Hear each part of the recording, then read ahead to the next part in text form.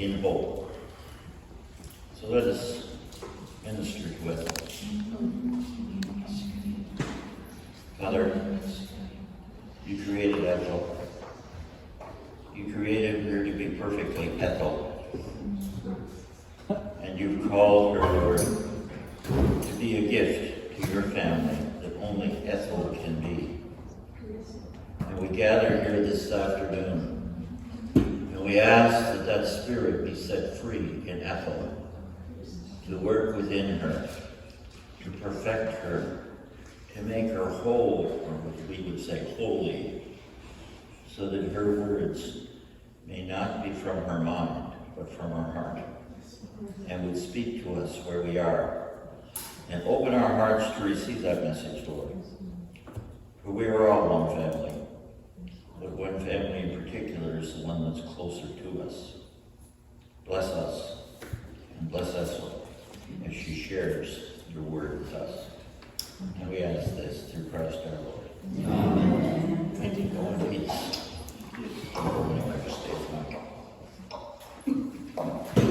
Reverend Run.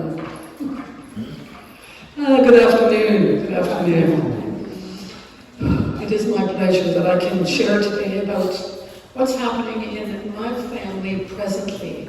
Sometimes we focus too much on the past and not enough on the present. And this weekend, I think, the Lord is saying stay with the present because we are here now. And He wants us to grow and move forward. Anyway, I just want to tell you a tiny little story before I start. I have a grandson, Addison, who is quite a character. He's 5 right now. And he loves to joke and sing and dance. And he loves Jesus. We had the priest some months ago, and the first thing he did was he came in with his Bible. Father, I have a Bible. Anyway,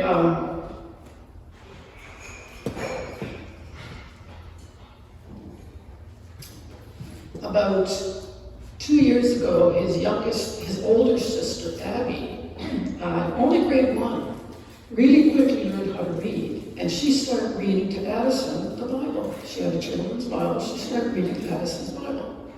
And Addison came to the house one day, and he said, and I was showing him something on TV about David and Goliath or whatever, and he said, you know, Manny, I really like to hear about Jesus when Abby reads and stories, but I don't like church because it's so boring. But children are so honest and open, aren't they? Yeah. Anyway, we've heard a lot of really, really in-depth information this weekend, and we've heard about different reasons for hope. Dutchgard, and he was saying that we are grains of wheat, and we are food for others.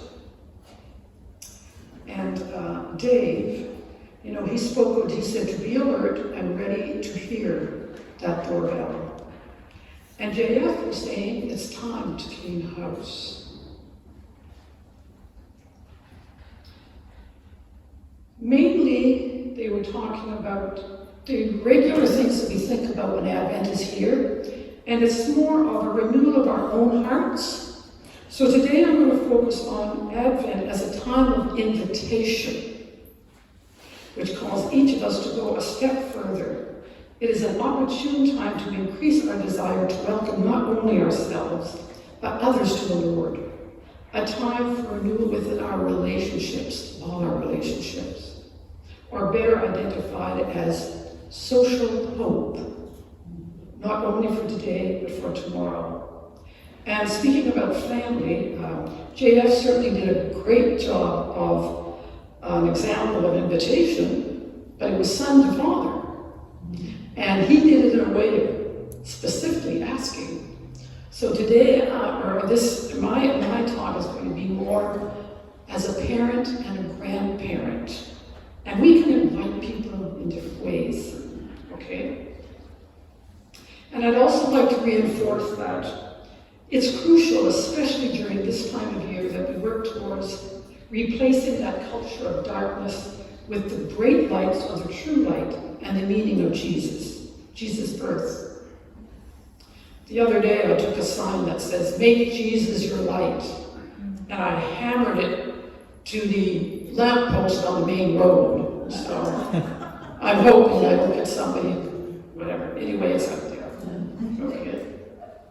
To root out the false values that exist in the world by caring about others' needs, showing justice, love, joy, and peace.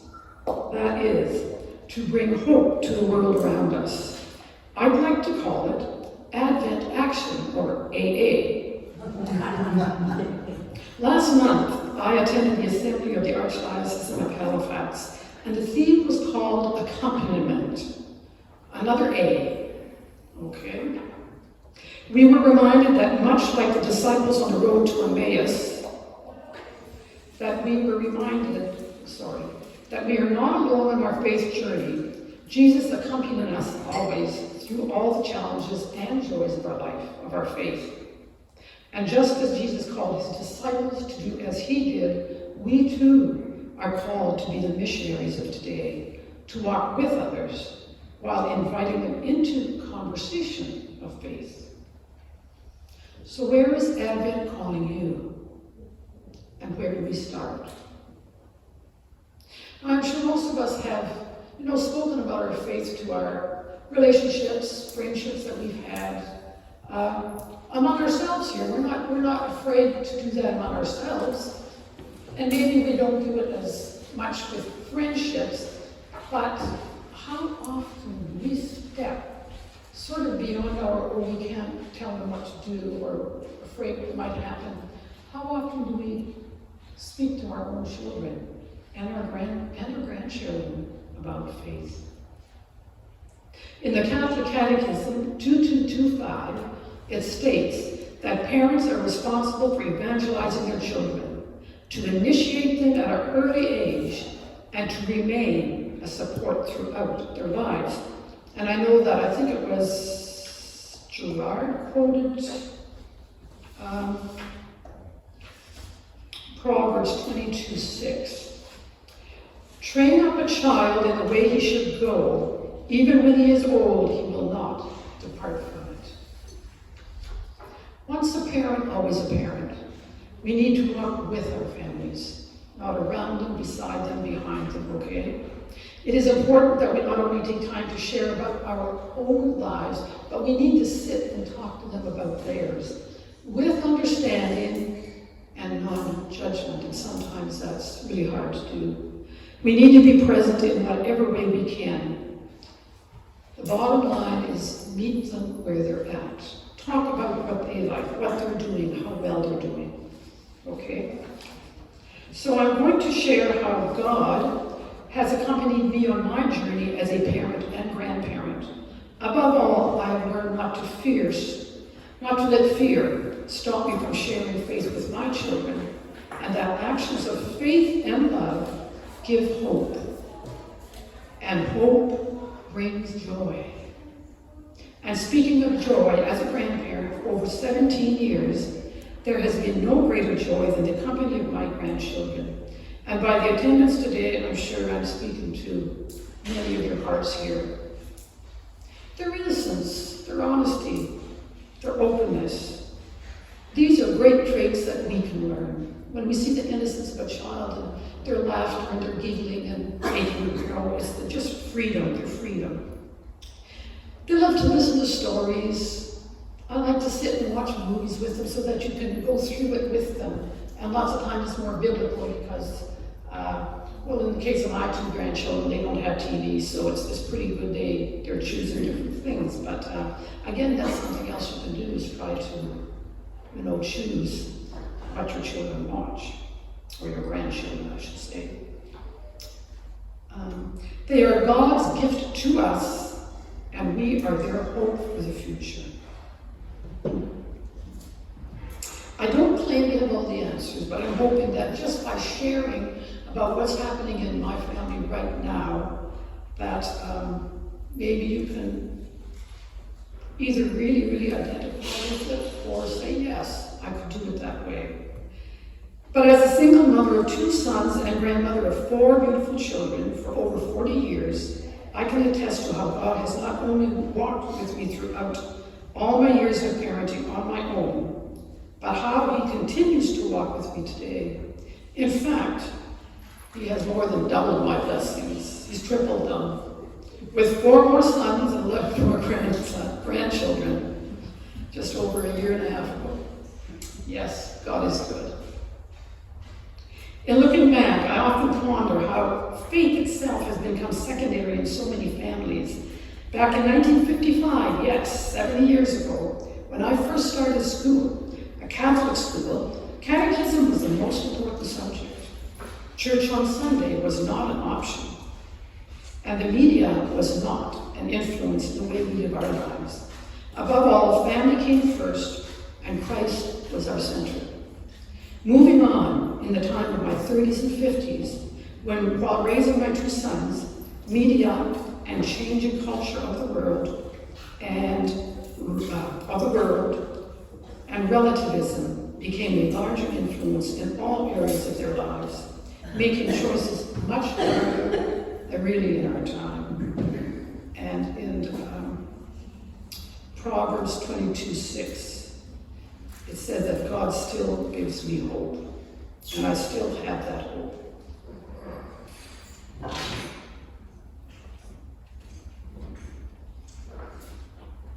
There were times where I really had to make that hard choice too, and sacrifice, and be very careful of where I led my children. However, prayer and Sunday Mass were practices I insisted on, as well as their attending weekly catechism classes, which was a catalyst in making close friends with other Catholic children. That continued throughout their teenage lives until they were through school.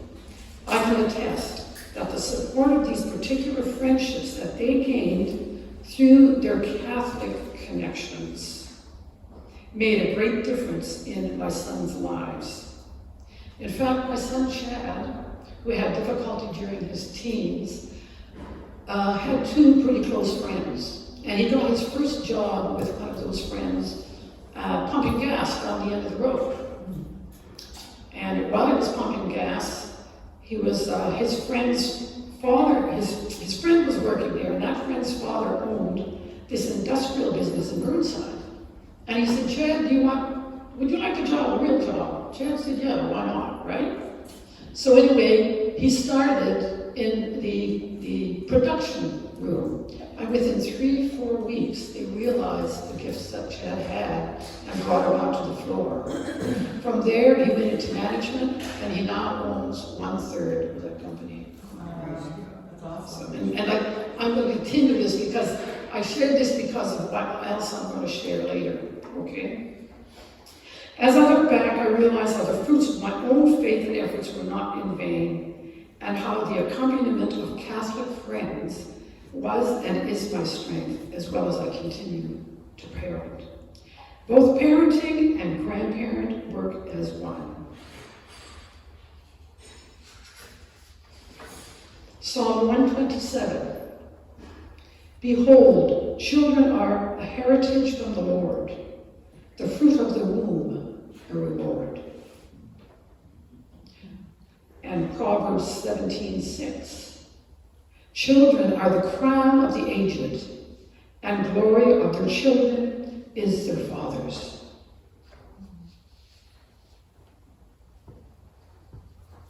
So both parenting and grandparenting work together, okay? For example, my eldest son, Clinton, had not baptized his children, so I'm just looking at it, sort of speaking of how example can influence. Okay. For example, my eldest son, Clinton, had not baptized his children, even though I had approached him more than once with a gentle reminder. I then gave it to the Lord. I surrendered it and put it in his goodness, he answered my wish through his own means and his own timing.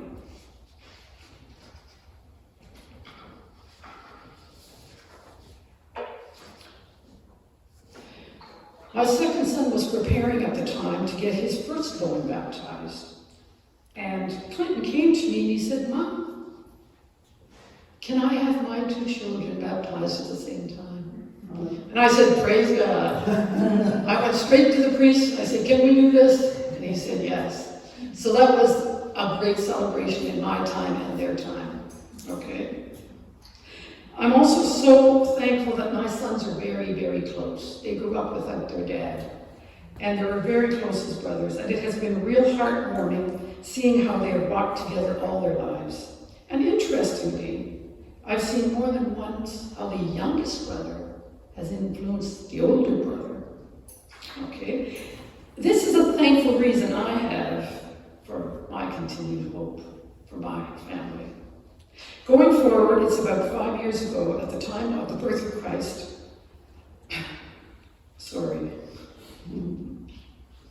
at the birth of Chad's second child, that I noticed a change within his spirit. He started to have intimate talks. We started to have intimate talks of faith. Chad has a place up in Beaver Bank, just a little farther from me, and he has a home and a big shed, and he has a camp back in the woods that he and his wife built. And it's been a very wonderful place just to go and have a chat, sit by the fire, and yeah, we've had some pretty intimate and spiritual talks up there. And he shared he had started to read the Bible. I felt a stronger spiritual bond and understanding forming between the two of us. Around the same time, I gave Chad a children's prayer book, as he had been praying with his children at mealtime and at night, which was another, okay? However, he mentioned that the kids really didn't understand that guardian angel prayer. So I composed a special evening prayer just for them. And like, these are just little things that we can do. They influence in one way or another. With prayer and listening to God's prompting, we will know what to say, what to do, and when the time is right. As well, I was blessed to be available to babysit both these children. I babysat Clinton's too, by the way, but Chad is closer, and I'm focusing on this Chad for this purpose, okay? As well, I was blessed to be available to babysit both his children once or twice a week in their preschool years. I took advantage of this time and made an effort to read Bible stories to them, as well as to watch Christian stories on TV.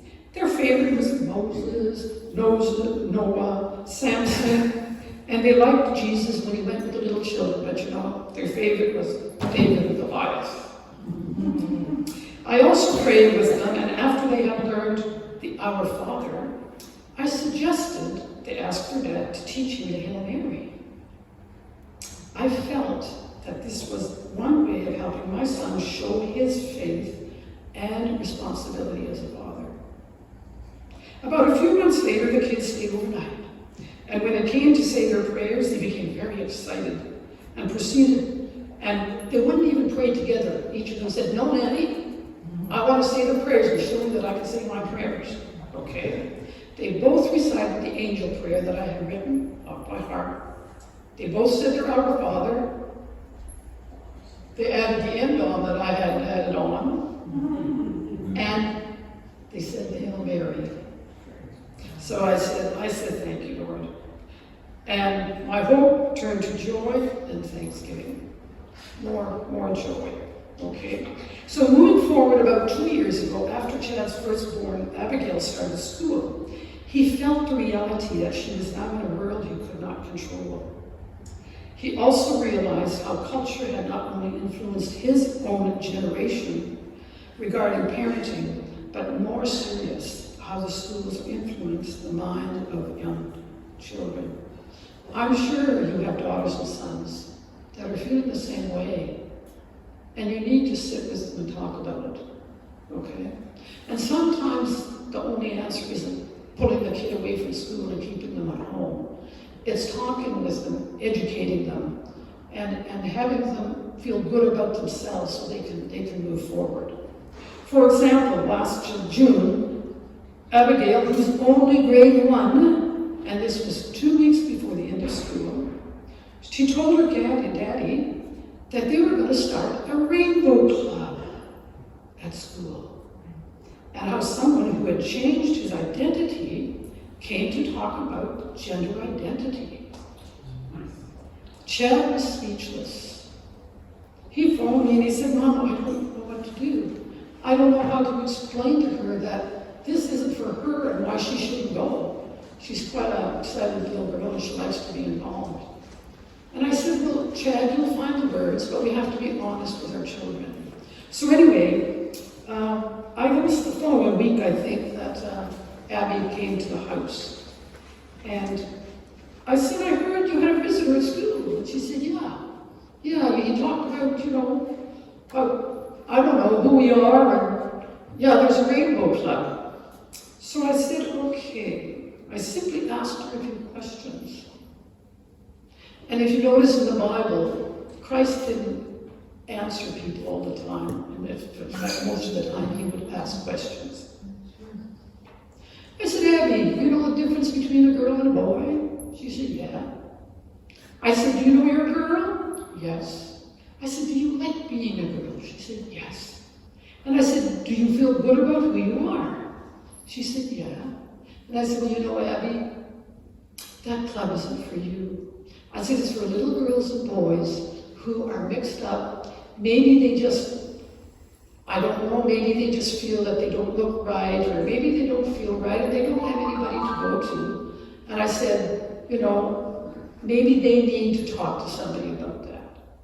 And I said, but also, I assured her that she was a beautiful child of God and special just as she was, with parents and a nanny that she could talk to anytime. And she was quite satisfied with that. So we can tell children the truth in a manner that they understand. More recently, moving on to this past September, I emailed Chad information regarding the Ignite program at church. It's that first step in the program for your children. And the parents go along. And for some reason, the year before, he and his wife hesitated. His wife isn't of the Catholic faith, but anyway, that may or may not be a part of it. I admit when I first brought this to his attention the year before, and they decided not to go, I was a little disappointed, but again I said, Lord, you have a reason, I give it to you, all right. So this year, at this time, I really felt Chad was much, much more ready. So I leisurely mentioned it when I saw him, when I was out at camp again. He said, yes, Mom, I think I'll do that this year. But again, he hesitated. There was only 1 week left. And I had received the first 5, which is our information from the church. So I sent it to him. I had sent it to him before, but he hadn't acted on it. So I sent him an email. And I said, okay, Lord, give me the words. I left him in the binder what I actually wrote him. Anyway, I assure you I did not do this on a whim, but discerned for a few days and chose my words carefully. I first commended Chad on his faith walk. I reminded him about the many times that he has talked to me about the concerns of his children. He also has more than once, and I'm talking about hands full, sending me emails, Mom, I'm glad, the best thing you've given me is my faith, and I thank you. And I know that. I also reminded him that his friends helped him get to where he was. And while being honest and loving, I wanted to say, in fact, I waited 2 days because the very last line that I put there was, hesitation is of the evil one. And that's why I hesitated. I'm saying, Lord, should I send it? But he received it with grace, and he and the children are now attending the Ignite program. And they are excited. The first Sunday, they dropped in, and Addison and Abby had something. They said, oh, you should have seen the guy today. He was all stressed up, and they were all excited about it, okay? And then Chad says, Mom, I'd like to have a family Bible. This was the same morning when they were coming from church. And I knew he had a Bible. It was one that he had gotten at confirmation, and it was the one he had been reading all along. But I guess he had it in the shed. He likes to go out in the shed and read in the shed. But anyway, he said, Mom, I'd like to have a family Bible. And it just so happens, Gerald and I were involved in we had cleaning out the old church, And there was a brand new Bible there that one of the girls said, well, Ethel, why don't you have it? We don't need it. So I took this brand new Bible home, and I had this sheet of tabs, so that you can go quickly.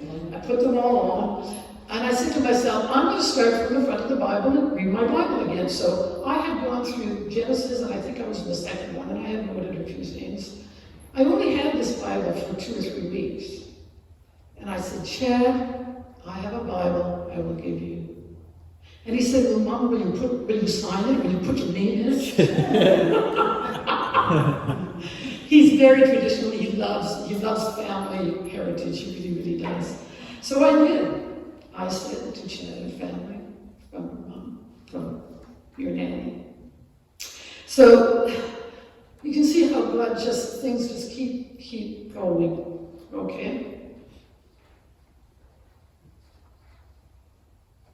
And then another way that we thought would help, Shannon, his wife, who hasn't been involved in faith, she just hasn't grown up in a faith,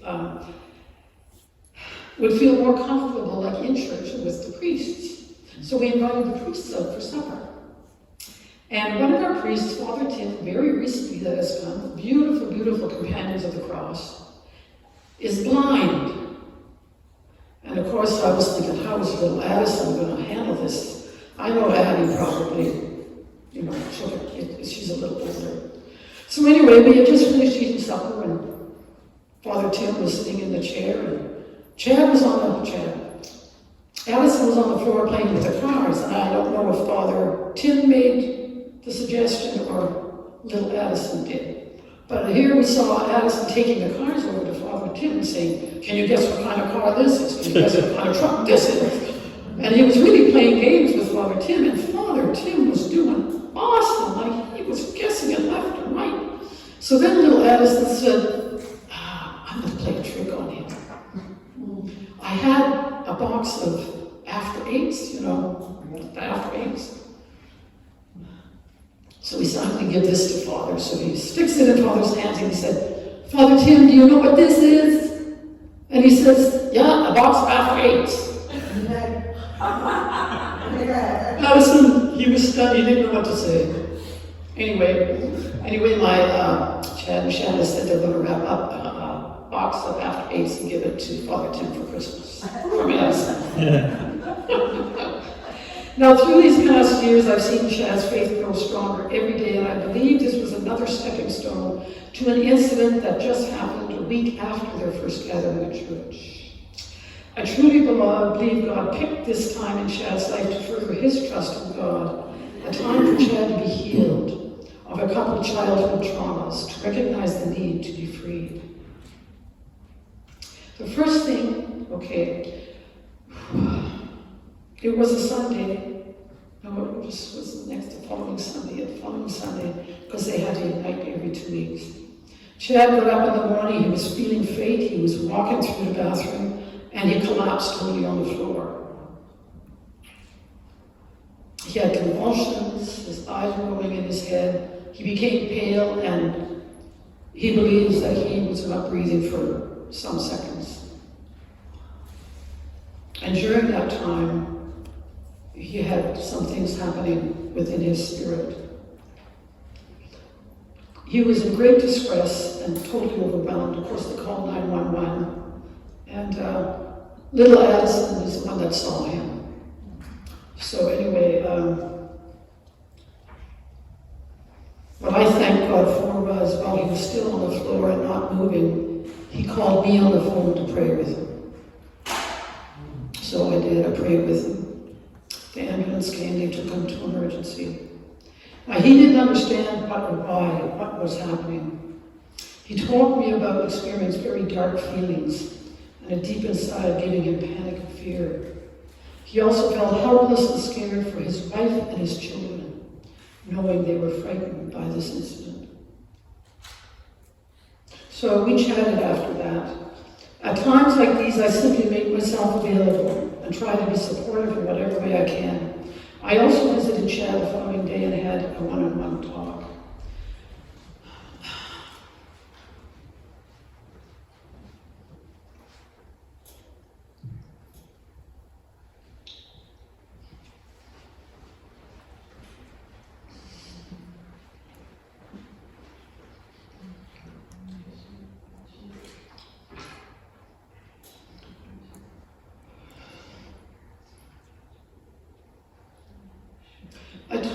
him losing his father at the same age. He was only 3 when he lost his dad.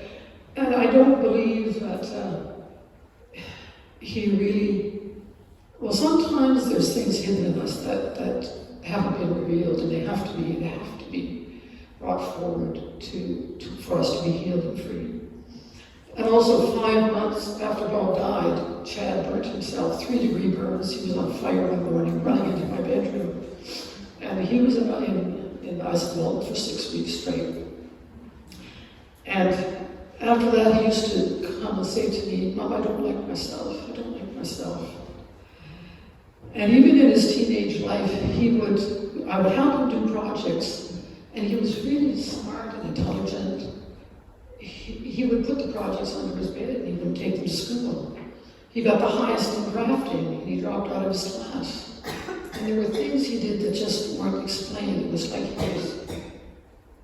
he wasn't worthy of things that were happening. So we talked about all these things because we have talked about them before, but I think it was a time to really know that God was helping him to be freed. I never give up hope, okay? And in his high school, he just didn't get through high school, so we did correspondence, and he got his grade 12 GED. And he stayed home with me for a few more years than average fellow would, I guess. And I said to him, well, look, Chad, you can stay here as long as you earn your way. And he stayed with me until he was, I believe, 28, because I was all alone, and he was downstairs, had his own space, that was up. And he did save his money, and he bought his own home, so I said, I gotta thank God for that. However, I have to add that he wasn't always going to church. He had sort of gone his way. I had to allow him to do what he needed to do, okay? Anyway, during this time, I sent him prayers of forgiveness. I literally, in email, I sent him prayers for forgiveness of self and others. And I sent him scripts of how to dispel any spirits of distress or darkness, while encouraging him to read the Bible. I also prayed with him a few times after that. And like 3 days after this happened, he had stayed home for 3 days. He was on his way to work, and he felt this dark feeling again. So he came back, and he stopped at the place. I prayed for him again. But I've seen Chad really struggle in his faith, and he wants to know more. And he said to me one day on the phone, I just want to hear God speak. And I said, you know, Chad, God is speaking. And I said, you need to take that time and just realize the difference between your thoughts and between God speaking in your heart.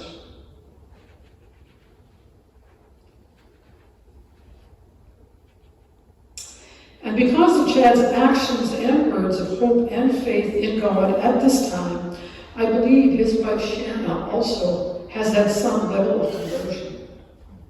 I can't tell you, I just can't tell you.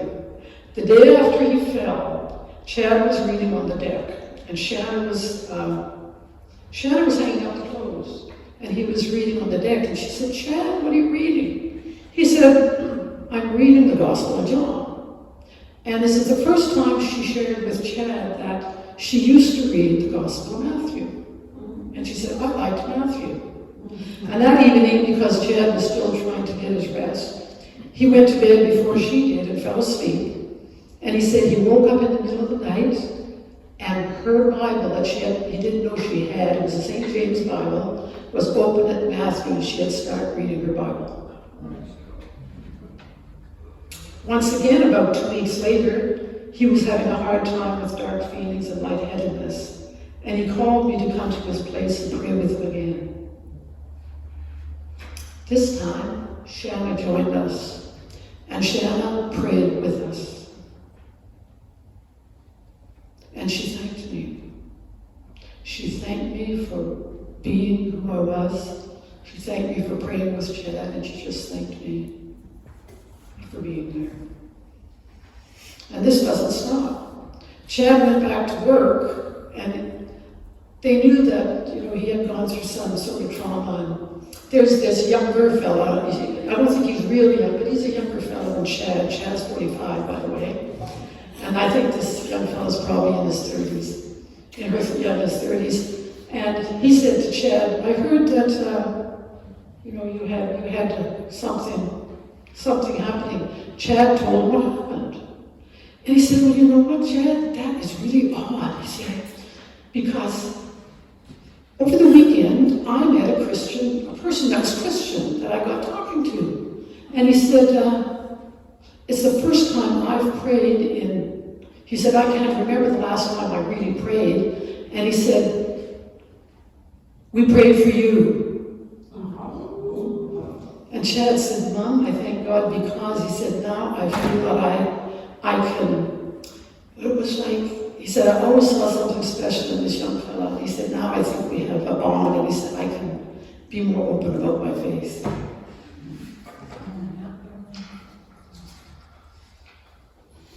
So Chad is still suffering with waves of darkness,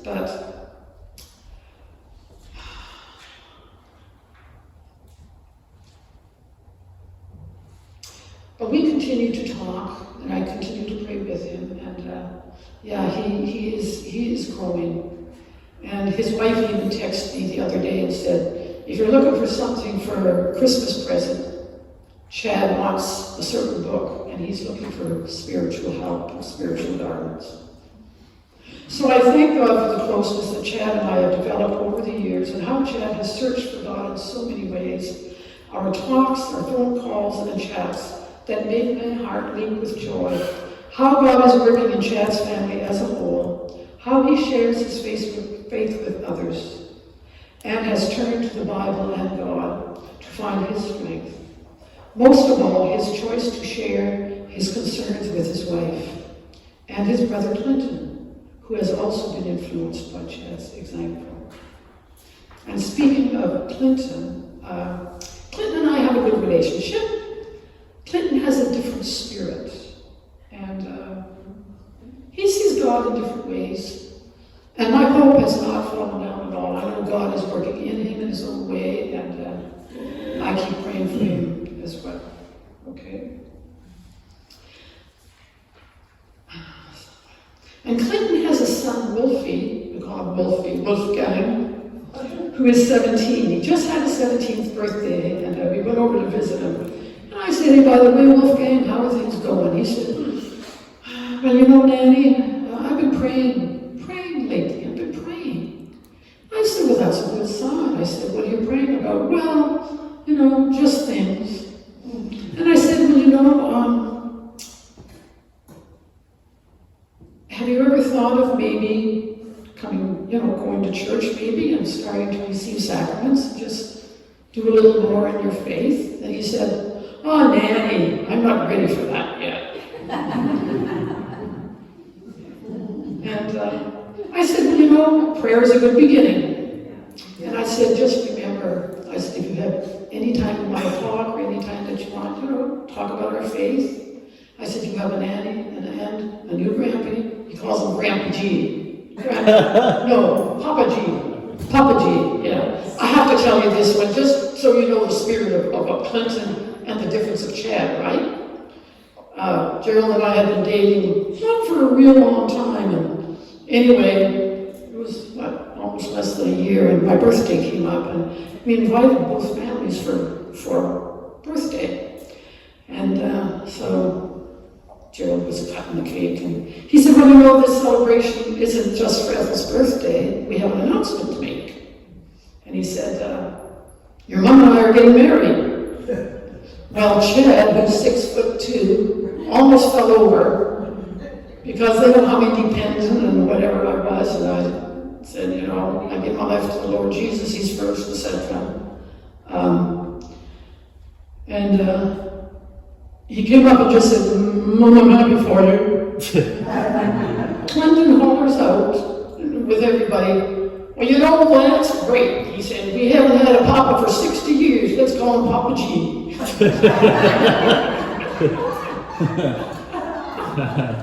So that's the difference, okay? Yeah. Anyway, I know that my grandchildren also they know they can be honest with me, and they respect me, And they come to me at times with questions that I know are linked with faith. And, you know, sometimes when they're younger, they talk about fairies and stuff like that. So I set them straight. Anyway.